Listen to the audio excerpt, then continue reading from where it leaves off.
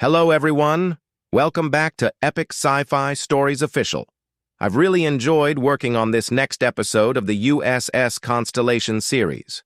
I'm an author, not a professional video editor, so the images are simply there to help you visualize the universe, the characters, and the story as it unfolds. I also use an AI-generated voice because my real voice could make an emergency evacuation announcement sound like a hostage negotiation. And nobody deserves that for an entire episode. A lot of time goes into writing each story and bringing these strange ideas to life. Thank you to everyone who continues to watch, listen, comment, and support my work. It genuinely means a lot to me. I hope you enjoy the episode. The darkness did not behave like space. It pressed against USS Constellation from every direction. There were no stars beyond the bridge windows, no distant galaxies, no reflected light from dust or gas, only a moving blackness that folded around the frigate as she traveled through the unstable passage. Constellation shook hard enough to make every temporary repair reconsider its career choices. The mismatched armor across the port side groaned. The reinforced seams along the aft hull flexed. Somewhere below decks, a tool cabinet opened and distributed its contents across engineering with the impartial generosity of an explosion. On the bridge, Commander Michael Rourke held the arms of his command chair while the deck moved beneath him.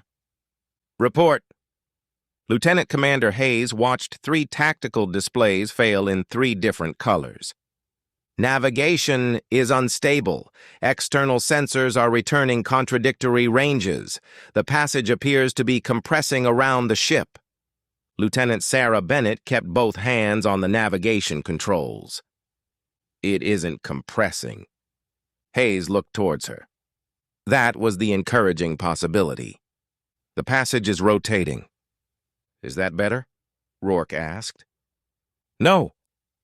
Senior Chief Daniel Kowalski stood beside engineering with one hand braced against the console and his battered metal coffee mug held securely in the other. The mug appeared to be handling the transit better than several weapon systems. Port shield grid has dropped to 28%, he said. Aft turret coolant is circulating when it feels emotionally prepared. Reactor output is fluctuating, and the temporary starboard power bus has started identifying itself as galley equipment. Rourke looked at him. Can you correct it? It's carrying more load than the galley. That wasn't the question. Then yes. The frigate rolled violently. Artificial gravity failed for 2 seconds. Hayes lifted 6 centimeters from his chair. A loose tablet drifted across the bridge. Kowalski's coffee remained inside his mug. Bennett stared at it. How? Lid. Gravity returned. The tablet struck the deck. The main display filled with white distortion. Contact ahead, Bennett said. Hayes checked his dead tactical screen. I have nothing. Neither do I. It's still ahead. Rourke touched the ship-wide circuit. All hands! Brace for passage exit! The dark transit corridor narrowed.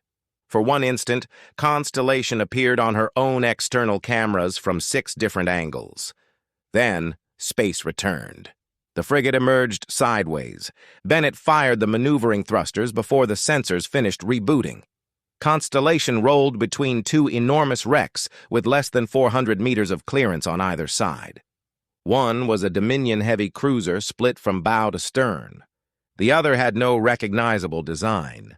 Its hull resembled a stone shell wrapped around a metal skeleton. Both ships had been cut into precise sections and arranged parallel to the gate. Constellation passed between them. Her damaged port shield scraped across a field of floating armor fragments. Warning alarms sounded throughout the bridge. Then Bennett stopped the roll. The frigate settled into open space. No one spoke for several seconds. Rourke looked at navigation. Was that the planned exit attitude?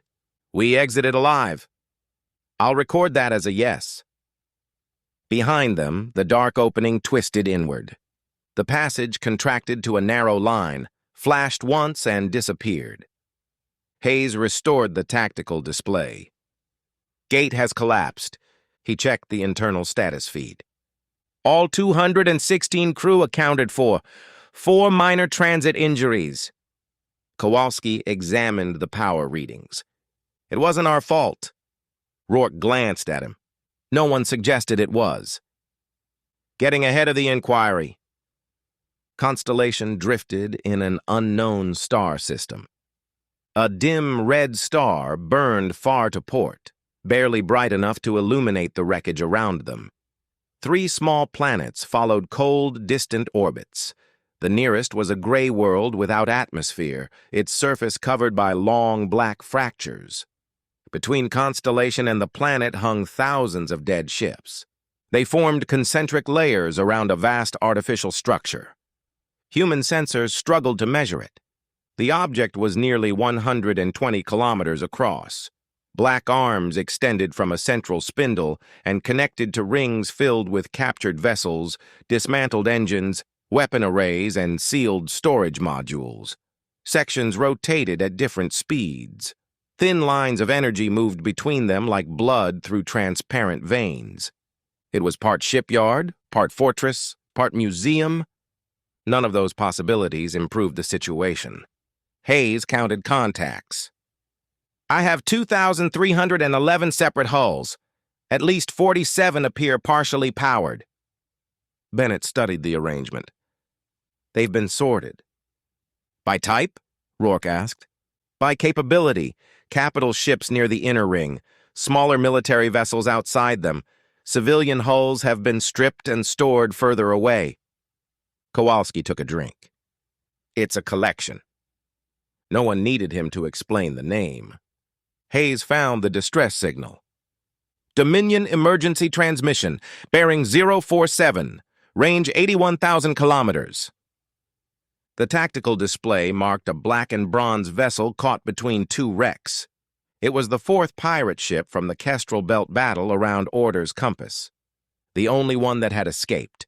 Its translated identification appeared beside the contact. Necessary acquisition. Captain Zesch's scavenged flagship had been the one to escape. Kowalski looked at the name. Subtle. Hayes increased sensor resolution. The pirate vessel had been opened in 6 places. Its weapons were missing. Its engines had been removed and suspended beside it in a neat line. Black tendrils connected the hull to the outer collection ring. Life signs? Rourke asked. 23 aboard the ship. Additional Dominion biosigns inside the central structure. I can't determine how many. Any active weapons near them? Hayes expanded the scan. Everything here could be an active weapon. Good. It's nice when tactical reports are specific. The pirate distress transmission repeated. Static filled the bridge. Human frigate. Do not approach the gate. The signal broke apart. The collector followed us. Then the final warning. It knows where Earth is. The transmission ended. Rourke watched necessary acquisition drift against its restraints. Can we communicate with the battle group? Hayes tested the emergency buoy channel. Nothing passed through the collapsed gate. Negative. We are completely isolated. Time until the passage reforms? Bennett examined the residual distortion. Unknown. The gate may reopen naturally. It may require activation from this side. Kowalski pointed towards the enormous collection structure. I'm going to guess the controls aren't on the outside with clear labels. Rourke studied the dead ships arranged around it. The graveyard has a toll booth. A low signal touched Constellation's passive sensors. The central spindle had begun scanning them. Rourke ordered all active emissions reduced. Constellation's reactor dropped to minimum tactical output. Her 3 dorsal rail plasma turrets remained unpowered. The 6 Space Hornets stayed inside their launch bays. The scan crossed the frigate. It paused over the patched port armor. It examined the scar across the starboard bow. It moved through the temporary power systems and the isolated Dominion interface package. Then, a synthetic voice spoke over the bridge communication system. Military platform detected. No one had opened a channel. Hayes immediately isolated communications. The voice continued through the navigation console. Regional Command Authority, unverified. Bennett disconnected the external navigation link. The voice moved to engineering. State designation and command value. Kowalski looked at Rourke. It wants to know if we're important. Rourke thought about the question asked at Velkari's. Are you the strongest fleet in this system? The Dominion had answered yes. Rourke opened a narrow audio channel. USS Constellation, Auxiliary Maintenance Frigate. Hayes turned towards him. Kowalski looked offended. The synthetic voice replied, Command value? Low. Fleet authority? None. Weapons capability? Rourke looked at 2 functional turrets, 1 overheated turret, 6 fighters, and enough temporary wiring to alarm several naval safety boards. Limited. The scan intensified. Warning symbols appeared across engineering. Then the voice said, Platform incomplete. Collection priority deferred. The signal withdrew. Kowalski stared at the central structure. Auxiliary maintenance frigate? It worked. Low command value? Still working. Limited weapons capability? Rourke looked at him. Senior Chief, one of our turrets currently needs a sailor to open its coolant valve by hand. That's a staffing issue. Hayes checked the central structure. No attack craft had launched. No weapons were tracking Constellation. For the moment, the collector believed them. Rourke stood.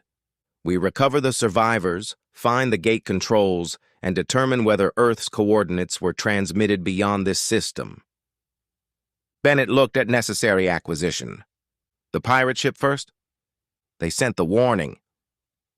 They also attempted to capture 403 prisoners. We'll rescue them in a judgmental manner. Kowalski lifted his mug. Navy tradition. Patrol Craft 2 left Constellation under minimal power. Bennett occupied the pilot's position because the collection structure appeared to classify everything by military value, and the Navy had decided that launching a heavily armed boarding craft at full acceleration might weaken the maintenance frigate explanation. Senior Chief Kowalski sat behind her in dark boarding armor. Ensign Parker sat beside him with the yellow-handled Dominion sanitation override attached to his belt. Chief Corpsman Elena Alvarez checked her medical equipment. 8 Navy security sailors completed the team. One of them looked through the forward display at necessary acquisition. Ma'am, are we rescuing the same pirates who fired on us? Bennett adjusted their approach. Yes. Are they still pirates? Until formally reclassified by a court. Do we have a court? No. Kowalski settled his rifle against his armor. That means they remain pirates through administrative continuity. The sailor considered this. Any Marines available? Bennett did not look back. Still no. Just checking whether the gate changed anything. Patrol Craft 2 crossed the wreck field. They passed vessels from species humanity had never encountered. One ship was covered in frozen organic armor. Another consisted of 6 transparent spheres connected by narrow bridges. A third carried weapon housings large enough to hold Constellation's entire forward section. Every ship had been disabled, opened, and cataloged. Kowalski studied them. This place didn't win one battle. Bennett understood. It won hundreds. Necessary acquisition grew ahead. The pirate ship's nearest hangar had been cut open. Its doors were stacked beside the hull with other removed components. A black collection tether ran through the center of the bay and disappeared into the ship. Bennett guided the patrol craft through the opening. No lights activated. No one challenged them. The craft landed on a deck without gravity. The boarding ramp lowered. Kowalski caught his mug before it floated from its magnetic attachment. Alvarez watched him. "If you protect that mug before a patient, I'll declare it contraband." "The mug follows safety instructions. The mug can't speak." "Exactly." Bennett led the team into the pirate ship. The hangar walls had been stripped to structural ribs. Weapon lockers were empty. Fighter cradles had been removed with the fighters still inside them. A precise circular hole opened through the inner pressure hatch. Beyond it, the corridor was dark. Parker activated his helmet light. Something moved at the far end. The security team raised their rifles. A Dominion crew member stumbled into the light. The alien wore torn pirate armor and carried a metal cutting bar in both hands. His ridged gray face was gaunt. A bandage covered one eye. He saw the human uniforms. Then he raised the cutting bar. Bennett aimed at his chest. "Drop it." The pirate bared his teeth. "You followed us." "You invited us." We transmitted a warning. It included a distress signal. That was an automated error. Kowalski looked around the dismantled ship. "You seem to be experiencing several." The pirate tightened his grip. Metal scraped inside the wall behind him. His expression changed. He dropped the cutting bar. "Seal the hangar!" Bennett glanced at the circular absence where the hatch had been. "With what?" The wall opened. A black machine unfolded into the corridor. It had 4 narrow limbs instead of 6. 2 ended in cutting tools. 1 carried a weapon emitter. The final limb supported a cluster of small black sensors that moved independently across the boarding team. The machine paused. Its sensors examined Bennett's rank markings. Then it ignored the pirate and attacked her. Bennett fired while moving sideways. Rounds struck the machine's central housing. The weapon emitter flashed. Kowalski drove Bennett behind the remains of a support column as a dark beam cut through the deck where she had been standing. Navy security opened fire. The machine crossed the corridor on the walls and ceiling, changing direction before each burst reached it. Parker fired at the sensor cluster. 2 black lenses shattered. The machine turned towards him. The pirate threw his cutting bar. It struck one of the machine's limbs and changed its movement by less than a degree. That was enough. Kowalski fired into the exposed joint. The limb tore free. Bennett rose behind the column and put 3 rounds into the damaged housing. The machine collapsed against the wall. Its cutting arm continued moving. Alvarez stepped over it and shot the sensor cluster once. The arm stopped. She looked at Bennett. "Any injuries?" "No." "Disappointing." "I carried the heavy case." The pirate stared at the destroyed machine. "It chose you." Bennett reloaded. "It made a poor choice." "It always takes the ranking officer first." Kowalski looked at the alien's torn armor. "Where are the others?" The pirate hesitated. Bennett aimed her rifle at him again. "This rescue remains judgmental." He led them into the ship. His name was Lore. He described himself as Chief Propulsion Specialist of Necessary Acquisition. Kowalski asked whether that meant Chief Engineer. Lore replied that Chief Engineer was an unnecessarily formal title used by government fleets to conceal the limitations of their personnel. Kowalski immediately disliked him in a professional manner. 23 pirates had avoided capture during the initial boarding. 22 had hidden inside a reserve waste processing compartment after the machines removed the bridge crew, weapons officers, and senior technical staff. Lore had left to find power cells. "The machines search command spaces," he explained. "They examine rank, weapons, and technical authority. They did not enter sanitation." Parker touched the yellow-handled tool at his belt. "People underestimate sanitation."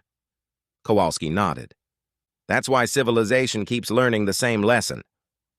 The reserve compartment was 6 decks below the hangar. Gravity returned in irregular sections as they moved. Some corridors had normal weight, others had none. One passage pulled everything towards the left wall. They found 2 more black machines along the route. Both had already been destroyed. The first had been crushed beneath a maintenance lift. The second had been pushed through an open waste valve and trapped when the valve closed around its body. Kowalski inspected the damage. "Your people do adequate work." Lore looked pleased. "For pirates? For propulsion specialists?" The compliment had limits. They reached the sanitation compartment. Parker used the yellow override on the Dominion lock. The hatch opened. 22 armed pirates waited behind a barricade of storage containers, broken pumps, and sealed waste drums. They aimed at the humans. The humans aimed back. For several seconds, the rescue achieved balance. A pirate officer stepped forward. She was tall for a Dominion crew member, with a broken ridge above her left eye and the remains of silver command markings on her armor. "Lieutenant Bennett?" she said. Bennett recognized the voice from the battle near Order's Compass. "Executive Officer Selka." Selka's eyes narrowed. "You remember me. You demanded our surrender. You refused. That's why I remember it positively." Selka looked at the 8 security sailors. "You have brought no Marines." "We never do." "Why?" Kowalski answered. "Unresolved procurement issue." Selka studied the corridor behind them. "Did the collector send you?" "No," Bennett said. "We followed your signal from Velkaris." "Then you are trapped as well." "Temporarily. The passage opens only when the collection anchor permits it. Then we'll ask." Selka looked at the destroyed black machine further down the passage. "It does not negotiate." Bennett lowered her rifle slightly. "Neither did your captain. Where is he?" Selka's expression hardened. "Taken. Captain Zesh, the weapons chief, the navigation master, and 11 others were removed. We tracked their biosigns into the central anchor before our sensors failed." "Alive?" Alvarez asked. "They were." Lore moved to a damaged wall console. The collector connected our navigation core to the ship. We saw part of its archive before it cut internal power. He restored the display with a portable cell. A black map appeared. Dozens of transit passages connected the dead system to marked locations across a vast region of space. Many were inactive. Some led to systems crossed out in the same manner as the map recovered at Velkaris. One route ended at Velkaris. Beyond it, a new marker pulsed. Sol. Bennett moved closer. "Was this received from the machine that attacked the Dominion fleet?" Lore nodded. "The collector scout crossed the gate behind us. It transmitted its assessment before your battleship destroyed it." Kowalski looked at the route information. "How much did it transmit?" "The location of your system, a partial weapons record, images of your vessel, and USS Wisconsin. The rest of its data package remains inside the anchor." "Why?" Parker asked. "The passage collapsed during transmission. The anchor stored the incomplete assessment for the next network cycle." Bennett checked the status line. The display showed a countdown. 47 minutes. "What happens when that reaches 0? Selka answered. "The anchor opens every functioning gate in sequence and transmits its archive to the primary collection fleet." "Including Earth's defense profile," Bennett said. "Including every weakness the scout recorded."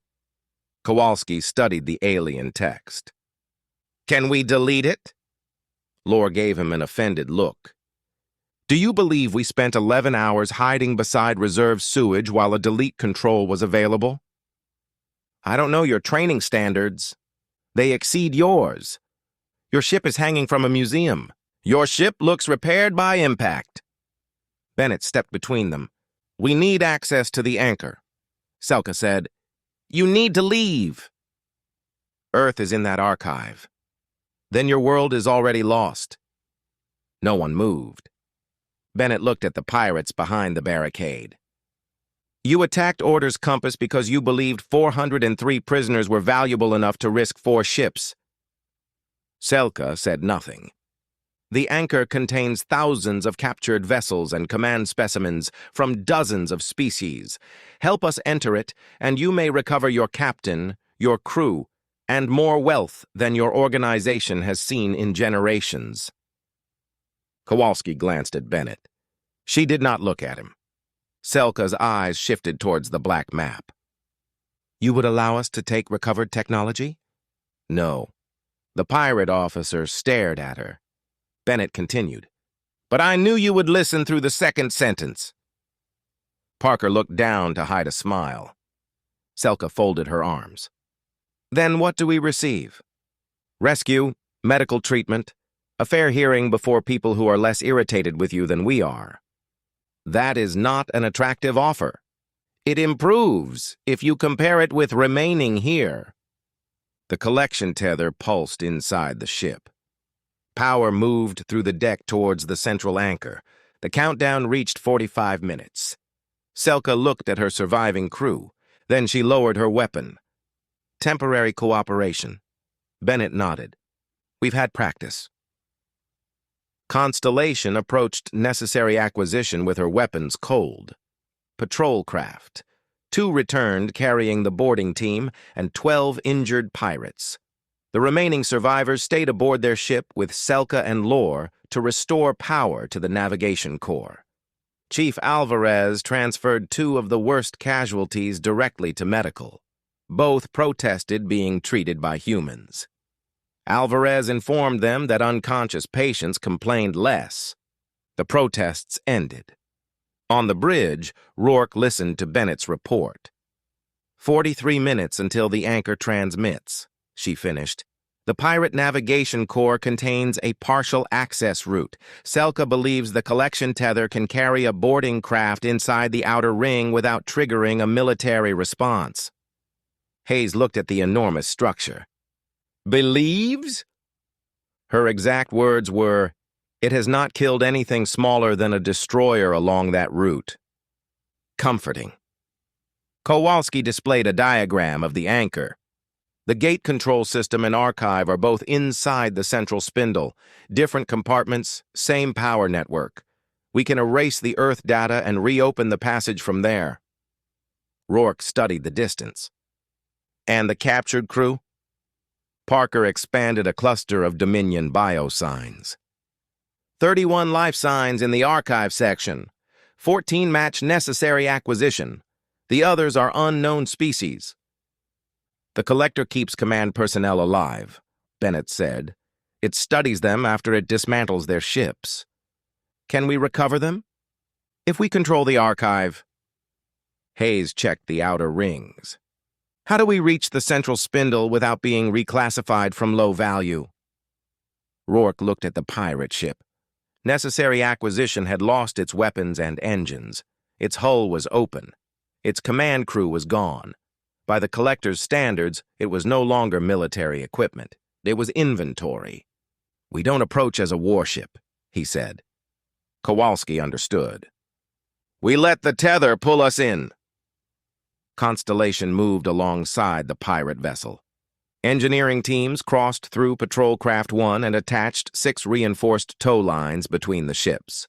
They connected temporary power feeds to necessary acquisition's disabled control systems. The pirate ship remained bound to the black collection tether. Kowalski returned to engineering while Bennett prepared a second boarding operation. The plan required Constellation to shut down her main engines and allow the anchor to retrieve both vessels as a single captured object. Hayes examined the plan twice. We are voluntarily attaching our ship to the machine that dismantled 2,000 others. Rourke nodded. Correct. With our reactor at minimum output. Correct. And our weapons offline. Only until we're inside. Hayes entered the plan into the tactical log. I'm using very small words. Good. In Constellation's fighter bay, Lieutenant Commander Brick Dawson sat in Hornet 1. All 6 Space Hornets had been fitted with passive sensor packages and full missile loads. Dawson's comm activated. Hornet 1 bridge. Temporary Air Group Commander ready? Hayes replied. Your flight will remain concealed inside the pirate ship's open hangar until ordered to launch. Dawson looked through his canopy at necessary acquisition. You're hiding 6 Navy fighters inside a pirate vessel? Correct. To be continued. Thank you for watching. Like, subscribe, and ring the bell to stay up to date and help the channel grow. Episodes also available on Spotify and Rumble for your viewing and listening convenience.